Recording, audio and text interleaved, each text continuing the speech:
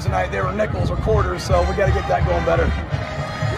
Defensively, it was a strong effort, especially for Stanley. I think he had 3 sacks and a forced fumble. Dylan had a couple big plays. We've got to get 19, Godoy, and then Stanley, 57, to be more disciplined, though. The number of times that they sunk inside, they would have ran themselves into sacks if they would have been just where they were supposed to. But that's coaching. The kids need coaches. Okay, so I was really pleased with how fast they played. I honestly, my biggest takeaway from the defense is we got to tackle better. I mean, a lot of grabbing, a lot of reaching, a lot of pushing.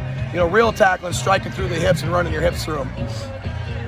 Just the way the defense played in general, though. They came up in big moments. When they did, and I like the aggression. Now, again, and I actually learned this from Gene Sir way back in the late 90s, early 2000s, when you're blitzing and moving a lot, you better guess right, because there's going to be open gaps. So when you saw the size of our linemen, minus 98, so that's what we're going to have to do.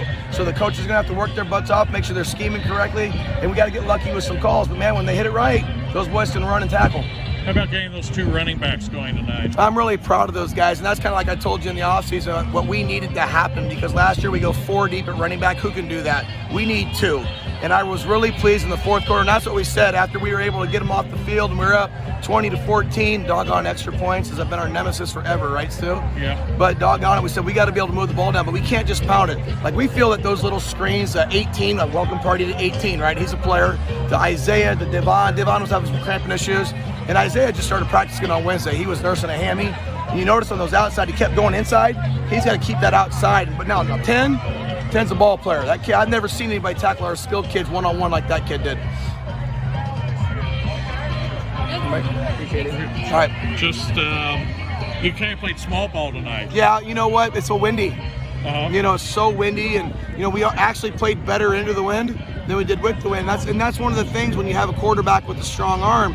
And like we did a fake screen, and Isaiah's running down the sideline, but he had immediate pressure, so he threw it up to a spot. If that spot lands on the field, we got a touchdown, and maybe the whole complexion of the game changes. But he threw it 2 yards out of bounds. He threw one over here out of bounds. Missed, right third quarter. We're coming in our shake route. He's got to throw that on the break because it was the backside safety, that nice fun play in the middle of the Ben Goodwater. Right. If he hits that on the break, that kid comes over and makes the tackle, but we get a first down. But it's week 0. Yep. Right? It's football, and we're glad to be playing. We saw some new names tonight. Wasn't it fun? It is fun. I thought Whaley played well. The defense, for the most part, again, we got to tackle better.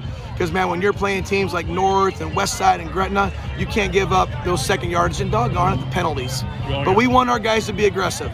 I'm still not sure what they called over there, because that looked pretty good to me. But, like, running into the field goal kicker, I mean, come on, man, we got to be better than that. We caused a couple turnovers, too. Welcome, Caprice Keith. Yep. Right, he's a baller. But we knew that was going to happen. You know him. All right, brother. Thanks. Yep, you bet. Take care. Yep.